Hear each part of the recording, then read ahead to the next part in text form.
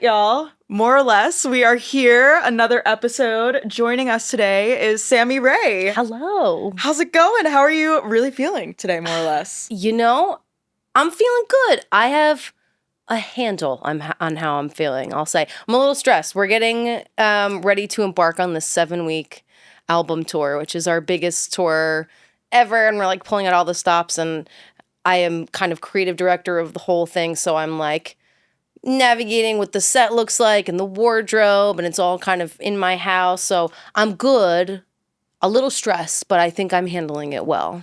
So is your apartment just full of different clothing options, instruments? Oh, yeah. Well, yeah, a lot of the gear is in my house. But in terms of like clothes and stuff, I have a little office that for a long time, that's like my peace place. It's like where I meditate and stretch, where I play piano. It's where my desk is, where all my instruments are.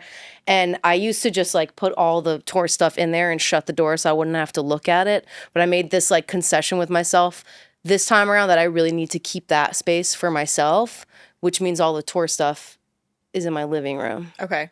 But it's fine. It forces me to spend more time stretching and chilling. And on our show, we have our guests do self-introductions. So if you wouldn't mind introducing yourself. I would love to. I'm Sammy Rae. I am the front person and band leader of Sammy Rae and the Friends. We're a 7-piece rock, pop, disco, soul, funk outfit based out of Brooklyn. And that's me. Love that. Hey. And what is one thing you need more of and one thing you need less of? Ooh. Could be like an emotion, a place, a feeling. I need more time outdoors. So hard. I try to spend as much time as I can outdoors, especially in the summer. And we do a lot of our like writing retreats and arrangement retreats outdoors because it's something that everybody benefits from. But it's like I grew up in this small town and my backyard was a state park. And so I was always outdoors. So I need more of that. Always. And it's hard to, there's only so many pothos you could put in your bedroom in Brooklyn, you know what I mean? You got to actually go outside and touch a tree and say thank you for existing. So I need more time outdoors, but I'm doing what I can to get more of that. Something I need less of, I need less screen time. Huge. And I was saying in the elevator on the way up, I've been having a conversation with a lot of other touring professionals and folks who kind of do it all, like the CEOs of their small businesses or like front people of their projects or main writers or something, about how difficult it is now, not to get tangential, but it's so hard to be a sensitive artist because there's this expectation and demand that you have to be, I have to infuse all of this heart into a 10-second clip and post 5 of those a day and constantly be telling people my opinions and my political beliefs and advertising products and just sharing about my record, which is hard sometimes. The interesting thing I've found in having these conversations with other folks is like everybody's unhappy about it and nobody wants to do it. And it's sad because we're kind of chasing this dream we all had as kids that we'll never actually attain, which is like, I want to be on the kitchen radio when like my mom is making bread and I want to be in Rolling Stone magazine and like the radio doesn't exist anymore. Mm-hmm. Press isn't what it used to be really.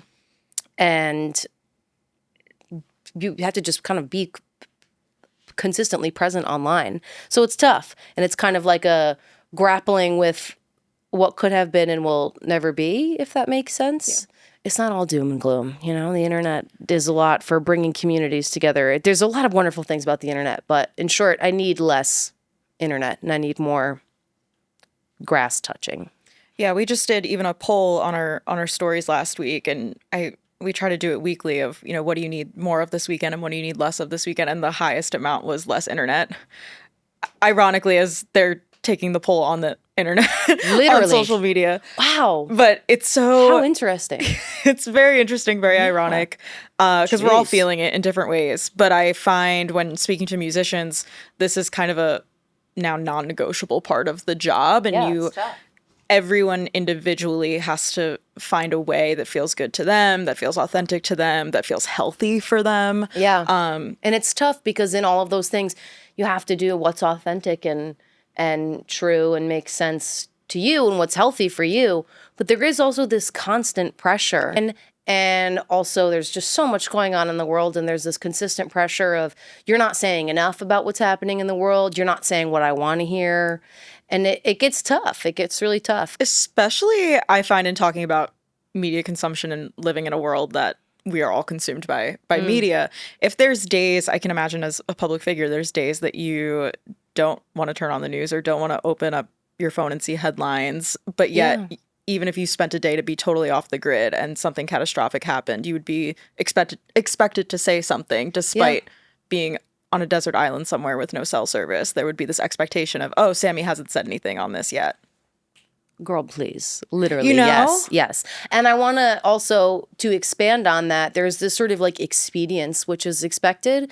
And it's, you didn't say anything. Oh, you finally said something, but you didn't say it soon enough. And you didn't, Is it ever enough? You can tell that she doesn't care. She's just saying it. And I think with that sort of like, you need to say something big, make a large stance immediately.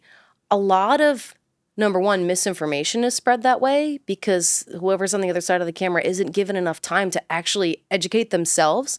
And I think it's really dangerous when people ask artists or just general social media brand influencers to educate them about world events. I think that's really dangerous and can be really harmful. And it's definitely important to speak about what you believe in, especially if you have the privilege of like having eyes on you. That's your sense of responsibility for sure. But I think a lot of misinformation is spread that way and miseducation. Sometimes I know exactly how I feel and exactly what I'm going to say, and I need to say it immediately. And sometimes I wish I had a little more time to formulate my opinions, process, grieve, right? Because artists, a friend of mine says artists go through the grief cycle every day of their lives, or at least once a week, right?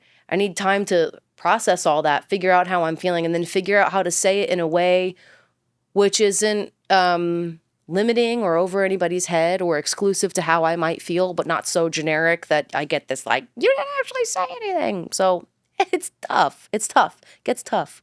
Outside of more or less, I work in social impact consulting, and I connect artists to nonprofit initiatives. And it's really important to me that artists that have a platform, any platform, are able to share their passions in terms of where they want to do good. And I think all of the above of what you just said is incredibly real and valid and important. I always say, vet your resources and then share them. Totally. Find a way to do it in a way that feels good to you, but also, maybe it's getting folks together for a service project, like bringing your fans together for a service project, or having different organizations table at your shows, having things that you say, here are the experts. It's not me. I'm not the expert, but these people are, and these are who you should talk to and connect with. And I think that's really special and great. I also think that's a huge point. I also think it's really inappropriate when people like demand the receipts. And it's like, I can't, I should be able to donate to the causes that strike me and I feel are most important to the forward progress of the world I want to live in, and do that in private. And it's so much more powerful, I think, than speaking on the internet again with this, not fully educated opinion maybe, or I haven't had enough time and reaching, tens of hundreds of thousands of people. When what really matters is that I'm checking in with the people in my life who are a part of the affected community and seeing what I can do on the ground to lift them up and support them, And I think you bring up a really solid point in the 2024 world that we're living in, where people expect access to public figures, and everyone, I think we could do a whole podcast episode on that. Oh. We expect to have access, and we want to know everything or feel as if we know everything about people on the internet. And that I can only imagine is incredibly difficult as a public figure to navigate those waters, because you think back to Springsteen and the folks we were talking about before that, who were not coming up in this digital, chronically online age. Oh my God, please. Where the information you would find out about your favorite artist was published in traditional print press or a handful of TV interviews. And more often than not, that artist had an opportunity to read and make sure that that was information that they wanted put out, you know? I mean, we had this thing recently. One of my band members is just like got this gorgeous, like so handsome Smolder, and he's so good at like serving it in the eyebrows. But I guess the audience was like, oh, he doesn't smile very often. Is everything okay? And then suddenly I'm on one of our like fan forums, and there's this ridiculous thing going around that this individual is depressed and needs to be checked in with. And it's like, oh my God, he's just hot with when he's just smoldering and you're mad. But there's an expectation there, right? It's the expectation of I need to know and I need to know all. I need to go check in. Yes. Yeah. Like there is a connection that's real, but it's not parasocial. Yeah. Big word. Ding, ding, ding. $5 word. $5 word. Parasocial. Parasocial. Yeah. And I think that's something a lot of artists are trying to navigate right now. And going back to your earlier point of just needing less internet when you're an album cycle in which you are right now. Yeah, because there's a lot of pressure and expectation around that. The most important thing is always the music. Well, there's a couple most important things. Well, the music is very important. The sense of well-being and community within my band is important. And my ability to effectively show up on stage as my authentic self and welcome the audience into this space and thank them for coming out and spending their night with us, because it's their, tickets and merch and everything that continues to help foster this dream that we have, and the band gets to live this life of their dreams. Like the most important things are the music, first and foremost, the like morale and well-being internally of the band, and us being able to show up and inspire folks with us being our most authentic, true selves. Yeah. And that takes work. It takes solo time and reflection. It takes recharging, and it can be really difficult to prioritize those things. Also, you were saying we're so conditioned to believe negative things about ourselves, especially as women. There's this energy of like, oh, well, there's one negative comment in a sea of 1,000 comments. Like, why does that? Well, I've been conditioned my whole life to believe these things about myself. And it takes active work to unbelieve those things, and to be told that, especially where everybody can see it, is really devastating. And it can be hard to find that time to come back to self and focus on what's important when the time that I would like to be doing yoga and hanging out with my cat, I have to be making a video about Lord knows. Yeah. Lord only knows. You know where I'm going, though? I do. Okay. Boy, do I. Okay. And you are not the first artist in that chair to go there. And you won't be the last. But walk me through, with that being said, walk me through a day in the life for you where you can factor in that time to do yoga. Oh, yeah. And how much time do we get in a day to do that? Or hang with the cat or meditate? Well, it's this difficult balance because I am... I own this company and I'm my own boss. And when I'm not on the road, there's always this, I guess, I'll give a little example, which will lead into the answer.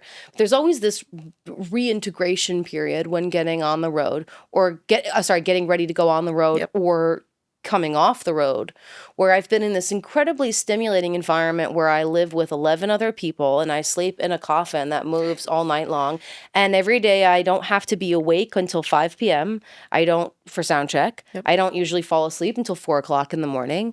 And then I get out there and I am myself with my talents, but also with my face and my body. And there are anywhere between 1,500 and 7,000 people making eye contact with me, screaming as loud as they can. It's the most stimulating thing you can imagine. So to come off of the road and try to immediately... I always do this thing, which I try to check myself on, which is I refer to as like aggressively grounding. So I'll come home and I'll be like, I need to touch everything I own and know that it's me and it's a part of who I am as my true self off stage. I need to vacuum every inch of this house. So help me God, I need to donate 10 things out of my closet. I need to touch everything that I own. And that period of reintegration is really important, and you have to be with yourself. Because if I try to take all of that energy, right, and my sponge is so full, if I don't squeeze it out and process what I've just been through, and I try to take more and more and more, it starts leaking out, and it'll affect everywhere in my life. It'll affect my relationships with my family and my friends. It'll affect my diet, how much I take care of myself in a lot of different ways, And has that happened before? Oh, yeah. The first couple tours, it was like, well, I've been out for 5 weeks and now I'm home, so I have to schedule 4 doctor's appointments in this first 4 week. I need to see all 15 of my friends that I haven't seen in a month and a half. I have to go to Connecticut and see my parents. I need to, get back into a gym routine. I have to do all these different things. And then after like a week and a half of that, you just crash. You're like, because I haven't processed this enormously superhuman thing, which I've just been through. It reminds me of like the big COVID lockdown days. I have to wake up and get out, force myself out of my pajamas. I have to turn the coffee machine on. I have to stretch, and then I have to sit at my desk and I have to, it's never like, I need this end of day Monday. It's like, can you do this week? But to be kind of your own timekeeper and your own boss can be a struggle, because sometimes I don't want to do anything and then nothing gets done. And then I feel really guilty because it all starts with me. I know that struggle too. Or the opposite, and I do everything and I'm completely neglecting myself. Yep. But a really ideal sort of slippery slope. Oh, it's the slippiest, very slippiest. And kind of an ideal day is I can wake up, I can have my little breakfast. I'm going to sit in my living room. It's very sunlit. I put on a record, listen to a record, and have my coffee with a record. I do that every morning regardless. That's like my one thing. I have to listen to a record. Do a little stretch, sit down, do some work, take a break, maybe go to the gym or have lunch or both, come back, do a little more work, and do my best to be offline at 6. I do my best. But sometimes, that goes awry and I don't start until 5 and then I'm on my laptop at 1 a.m. and I'm like, oh God, I have to go to sleep. Yeah. It's weird. I find every day is a different day when you work for yourself.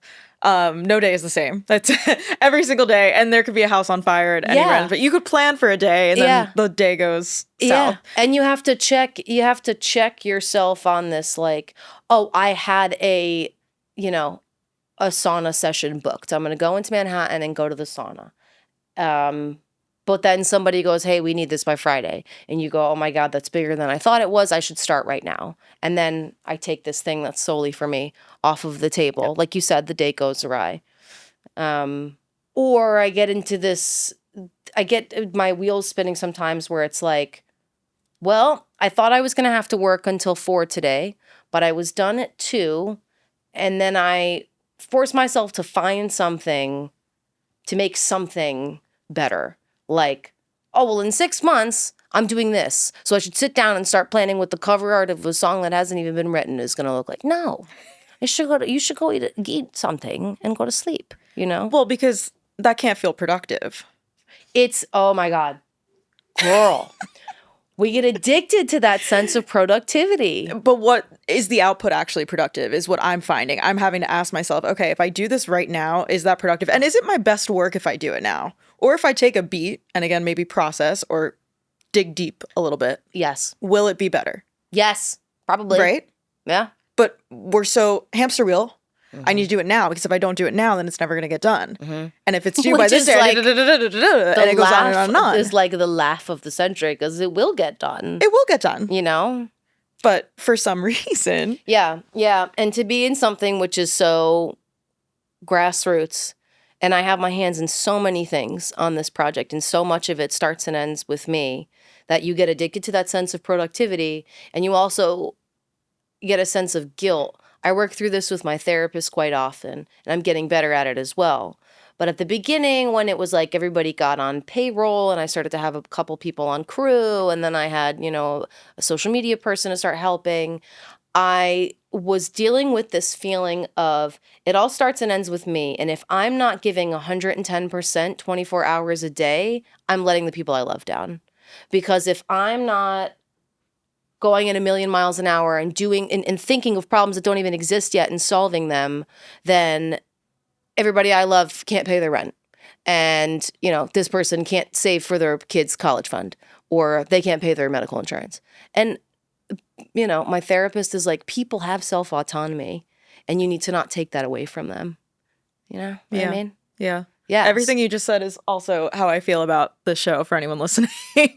The show is my baby, and I constantly feel like, again, starts and ends with me, and I need to be working on overdrive for the success of myself, for my loved ones. Yeah. One day I want to buy my parents a house. Is that going to happen if I work till 2 a.m? It might, but it will happen faster if you are taking incremental time to focus on yourself and what you need, such that when you do find those moments where you work until 2:00 in the morning, it's your best work and it's your most authentic work. Yeah. The core of Sammy Rae and the Friends has always been like the tireless pursuit of the most authentic self. And the authentic self can change week to week, year to year, day to day. It's evolving. It's always evolving. You have to evolve. You have to evolve. To limit yourself is death, you know?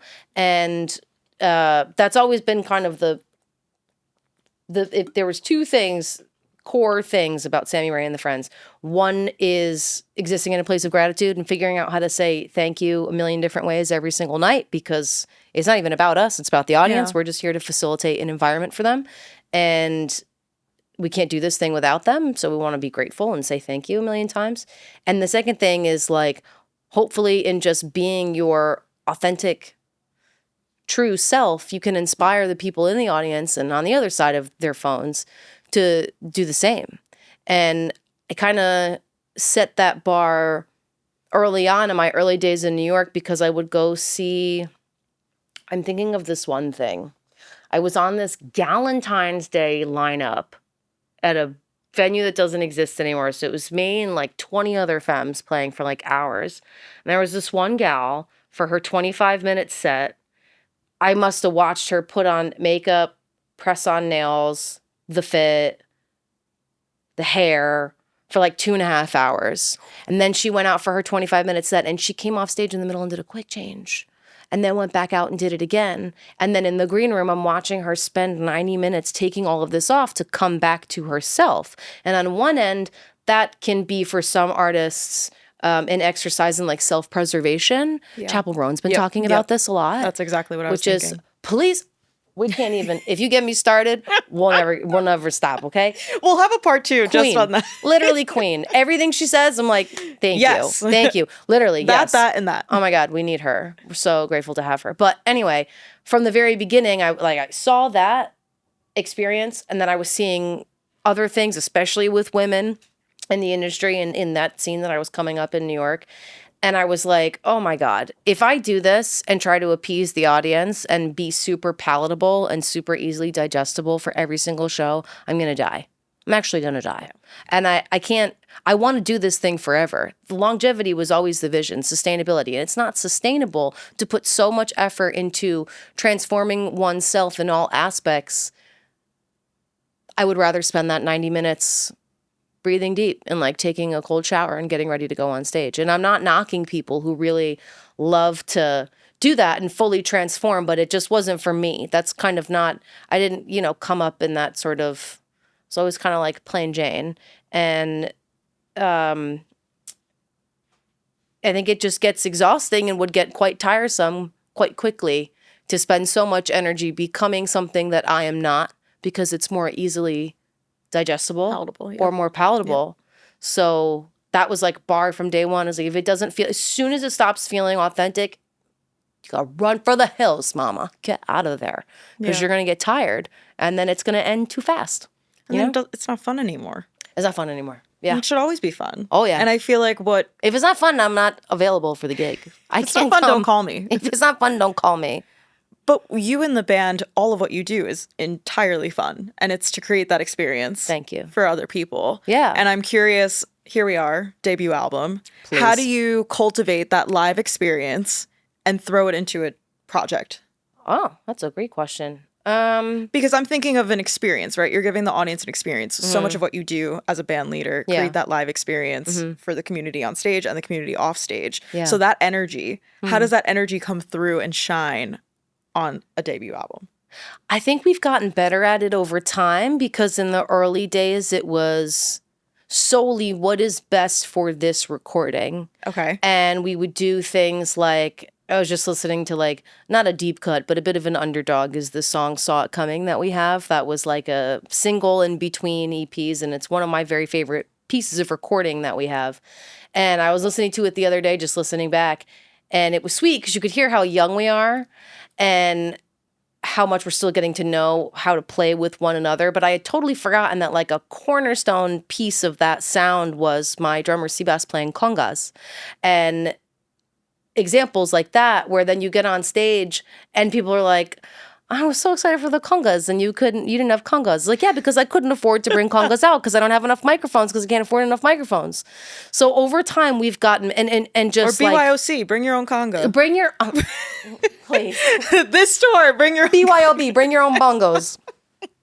And over time, being so like road worn and playing so many shows, you get a feel for what really sticks for the audience and like what is a little superfluous and what really, oh, guy, we did this in the studio. We really need to do that now. Or, you know, my sax player Max took a solo at the end of our song Follow Me Like the Moon, and it became such a cool piece of that song. I started to see little videos of people were like singing that solo back, and it became, okay, well, you don't solo at the end of that song live anymore. You need to commit to that solo. So I need you to learn that solo note for note, and I need you to do it live, and we're going to put the alto sax player in harmony. So those are the decisions that are getting made. And in terms of this record, we really approached it with that mentality of how are we going to be able to do this stuff live? And we've got this privilege now where we can travel with a synthesizer, and we can travel with a keyboard that's got 50 different sounds on it. And we can, you know, my alto sax player is now playing flute and every hand percussion instrument under the sun. Like, we've started to incorporate some of what happens on the record. And also in approaching the production of a song, you know, we're not going to go, okay, we're not going to make the cornerstone, the huge sonic identifier of this song, let me hire a trombone player. Because we're not going to take a trombone player on the road. Yeah, it doesn't make sense. But this record features a lot of, it's hard to pin down what we do, which is why this record is called Something for Everybody, and I could go into that for another hour after we have the episode about Chapel Roan. I could explain to you Something for Everybody means. But we took some things that we love to do live, that the audience loves to watch us do, that the audience loves to do, that are like, I guess, friends identifiers of all these songs sound so different, but there's always a couple cornerstone things. There's always dope hand percussion. There's always dope gang vocals where the whole band is like singing, not well, just singing, like bar singing. There's always like double sax unison lines. And we incorporated a lot of that into the record. The big standout is there's a lot of gang vocals on this record where the whole audience, the whole band is like singing around one microphone. And that really infuses that live sense into the into the music. Our first single off this record is called Coming Home Song, and it ends with this gorgeous choral 5-piece arrangement of us all singing the chorus. And we had gone back and forth for quite a while about whether or not we wanted to bring professional singers in, like a professional choir. And everybody in my band can carry a tune, but not everybody in my band is like a singer-sanger, you know what I mean? A singer-singer. But then ultimately we were like, no, we need to do it. And if it sounds like a bunch of people who are singers and also some people who are not singers are singing, that's the authentic and it's self. So real. That's what I was going to say. That's the real element. Yeah, totally.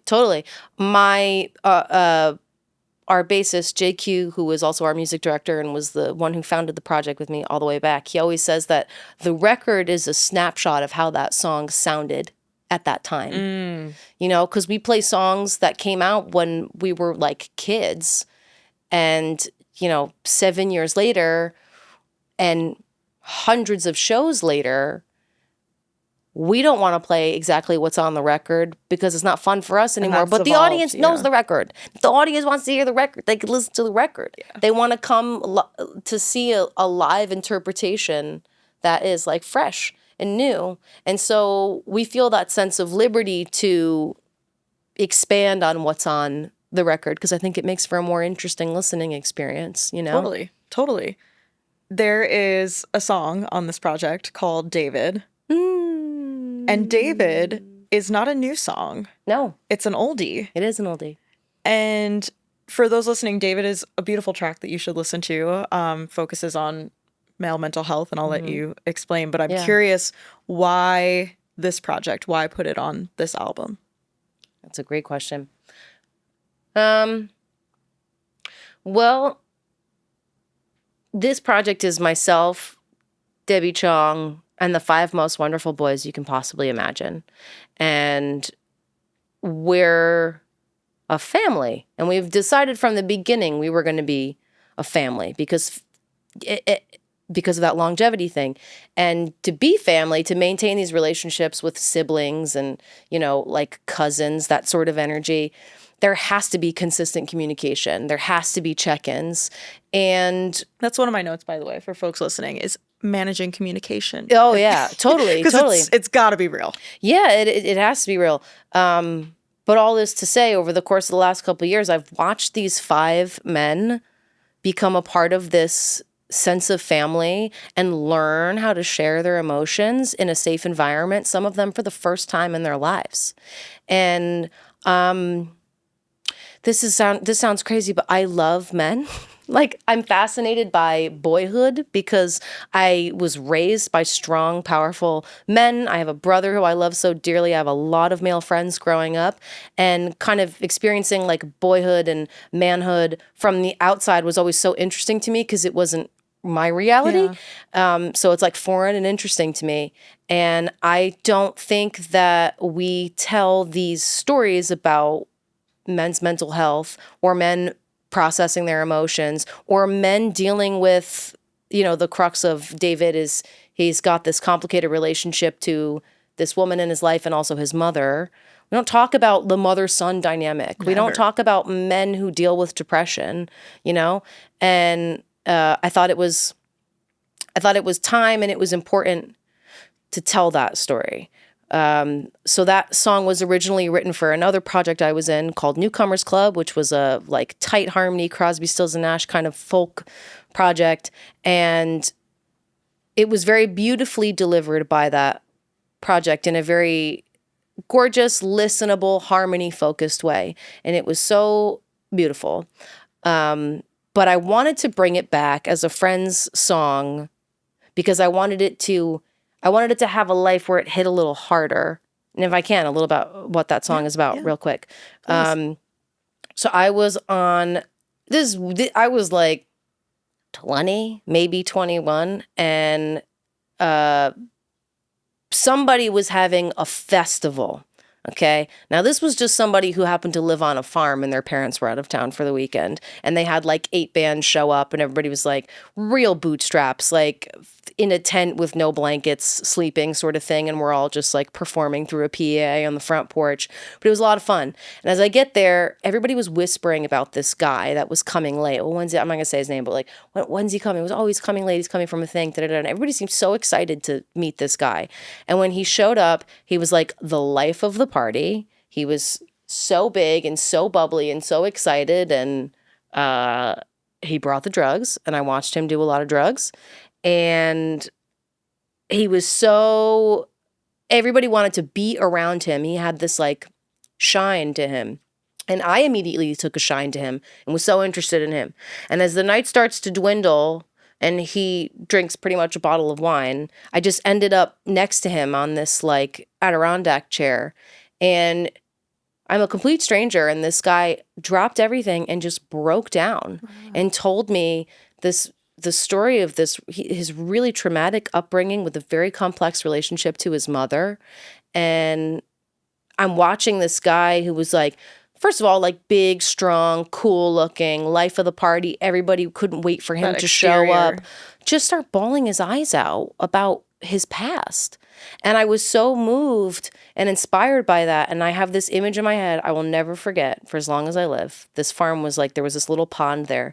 And it's like 3:00 in the morning and all the music is stopped and everybody's gone to their tents. And this guy's like bawling his eyes out on the porch.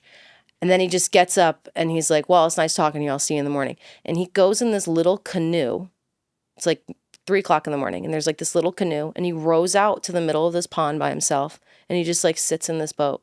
And he's just like looking at the stars and like continuing to cry by himself. And it was like the most striking image I think I had ever seen up to that point in my life. And I was like, I'm going to write a song about this guy. And I hope that his story can kind of be a beacon of, it doesn't really matter who you are allowed to seek out environments in which you feel safe to express yourself and your emotions. And I called him David.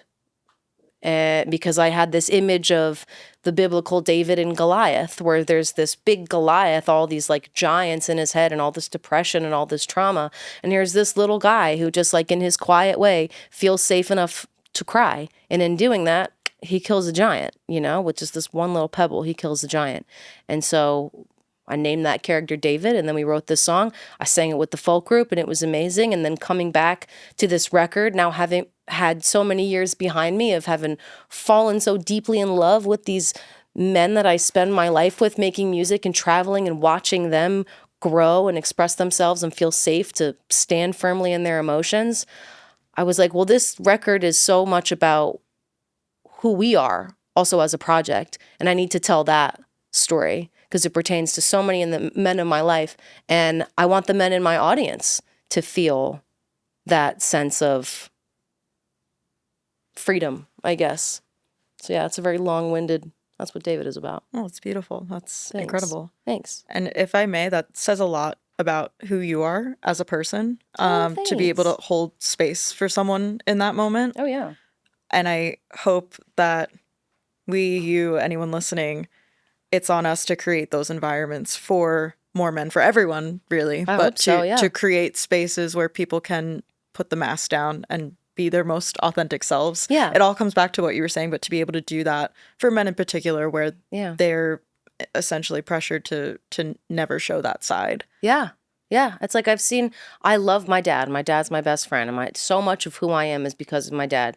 And I've seen him cry maybe 3 times in my whole life. And it was the most beautiful he's ever been. And I've learned so much about just observing him in those moments. You know, it's really, really, really cool when you can see somebody who has so much on their shoulders feel safe to, like we were talking about earlier, that's taking a moment for you. It's huge. It's huge.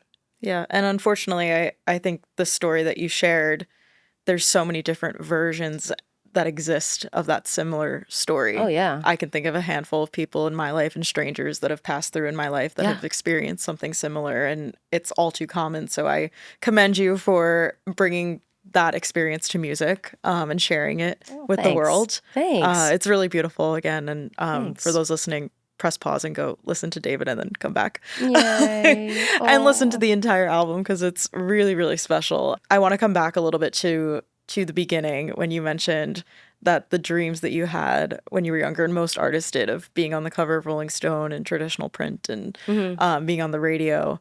What are the dreams now? We're manifesting. I have this obsession with venues. I kind of think of the show at this point because it is so physically demanding, but also because I talk about this a lot with my therapist, the difference between feeling perceived and feeling surveilled. Okay. Right? And a lot of time when you spend so much time online, because you're not having that in-person real-time encounter, it feels like being surveilled because people are just like watching me, forming their own opinions, and I don't get a chance to really be my real self or advocate for myself. And that's really tough. It can also be tough to be perceived, right, on stage. But it's also really liberating if you can find that sense of self and confidence in self to go out and be perceived by thousands of people and still come back to yourself at the end and be proud of yourself. And it takes a lot of work. It takes like keeping yourself healthy and like, you know, engaging in physical activity so I can be as like big and animated as I want on stage. But this is the answer to your question. What are my dreams? I want to play legendary venues, and every venue is so special and so exciting to be able to take our show to. You know, it's amazing to play in your hometown. It's also amazing to play in like nowhere, Kansas, because you know that the folks there get much less opportunity to experience something like this than somebody in a metropolis might. But every time I get to step foot into a space like Carnegie Hall or something like that, or we played this venue, the Eventim Apollo in London, which is formerly the Hammersmith Odeon. actually interesting. We were talking about Bruce Springsteen. My favorite live record of all time was recorded there. It was Bruce and the E Street Band's first European date, and they recorded that whole record. Yes. And that live show is so long, so energetic, and so high, just so high intensity. It became like the bar for me for live shows. And so many other legends have played that space. And when I go out on that stage, it's like, oh my God, I'm rolling on the floor, sweating my life away. But like Freddie Mercury did this, and so did Bruce Springsteen, and so did Billy Joel, and so did Elton John, and so did Debbie Harry, and so did all these icons, like literally just like sweat into the stage and left it all out there. So every time I get to play a big, really powerful, storied, legendary venue like that, another like piece of the dream comes true. So my dreams at this point are to play as hard as I possibly can in the most legendary venues ever. So I guess the goal is the touring entity gets bigger and bigger and bigger and bigger. Don't even talk to me the week before I play Madison Square Garden. Don't even look at me. I need 7 to 10 business days. I need 7 to 10 business days to research every individual that's ever played on that stage and like hold reverence for them and then get on that stage. So I guess that's the goal. As many legendary venues as possible, because you just like, you feel it. You feel just like infused. It's incredible. Yeah. That's how I felt, and I'm not a musician, but that's how I felt walking into Electric Lady for the first time. Oh my God. It's like, this is Bruce Springsteen, the promised land. Yeah, it is quite literally the promised land. Bruce, we love you over here, by the way. These East Coasters are obsessed with you. But yeah, that's the same thing as like, oh my God, like Cyndi Lauper was cutting demo vocals for Girls Just Want to Have Fun through these speakers sitting over there on top of it. And I get to stand here, literally. Oh my God, what a joy. A gift and a privilege to be in this industry, as crazy as it is, as wild as it is. Yeah. Some of the most incredible experiences, the Bruce show that we were talking about earlier. Yeah. It's really, really special. Yeah. Sometimes when I'm in a really big stadium like that, I'll get as close as I can to the lip of the stage, and then I'll just turn around and look at everybody. It's like, oh my goodness gracious. And it's crazy after it hits a certain, not to flex, but it hits a certain point where flex. It doesn't feel, 500 people feels like 10,000 people, because you can't see everybody. Not everybody's lit. So the sense of like fear is non-existent for me, because you can tell when there's 10 people versus 50 people in a room, but 500 versus 5,000, you can't really feel. You feel, but you don't like see. So you just go out and do it.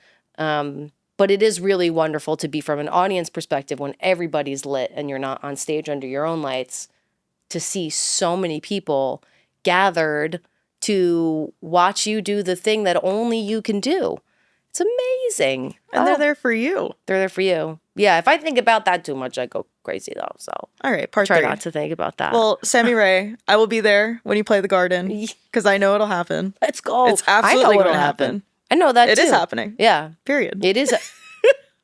On God. It is. On me. On me. It's happening. It is. It's happening every day. And that's that thinking too. That's that like longevity thinking. If I wake up and I'm like, oh my God, I'd be so lucky that maybe one day I could play the Garden. No, when. No, not a maybe. Not a think. Yeah. You can't. You have to think. You have to. Yeah. Because then also it makes life easier, because then when you get to play the Garden, it ain't no thing but a chicken wing. You're like, I've been prepping for this for 6 years. I've already been dreaming about this. So I, have a pretty good idea of what I'm going to wear. And let's just go. Let's do it. Yeah. I'll give a shout out. Our producer behind me, Remy, says a lot. It's not I think, it's I know. To kind of keep reframing your speech. I have to make a tattoo appointment to get that tattoo to my skin. And I know. It's not I think, it's Remy. I know. On that note, is there any lyric affirmation mantra that really speaks to you that you want to share with our audience? Maybe a tattoo. Realize, realize, realize. I'm kidding. That's so. Oh, I've been transported to 2011. I could see the Tumblr. Oh my God, yeah, literally. Well, you said mantra, and there's this mantra that we close every friend show with that just we were playing Rockwood 2, may she rest in peace. At the very beginning, please don't even get me started. Please. At the beginning of our careers, and it was like the first big show for us that was sold out. And it's like 220 people, but it was sold out ahead of time. And that was the first time I think JQ and I looked at each other and were like, oh my God, something is really happening here and it's time to like buckle up. So that show is like, you know, burned into my memory as like a really powerful moment of realization that I was in the cockpit of a rocket ship. But this thing just fell out of my mouth at the end of the show, which was, I said something like, if you leave with anything tonight, or I need you to do, if you've had fun tonight, I need you to do one thing. And I said, go put a smile on somebody's face. Go tell somebody they've got a place in this world. Go tell somebody you want to be friends with them. And I watched the video back from that and I loved it so much. We have closed every single Friends show since that. Since then with that. And it's been like hundreds of shows and we say it every single time. And we just call that the mantra. And we're like, even in our set list, we're like, okay, we'll do this and then applause and then mantra and then big hit and then we're out. Go put a smile on somebody's face. Go tell somebody they got a place in this world. Go tell somebody you want to be friends with them. Because that's the energy that I was feeling at the end of our first big show. And in that moment, I realized, okay, this is more than just the band. This is like a sense of mission. This is my lot in life. This is how I give back to the world. And we've just carried that energy with us since, in every room, in every state, in every country. And yeah, just go do that. Simple. It's easy. It's hard, but it's easy. You know what I mean? Yeah. Hey, yeah.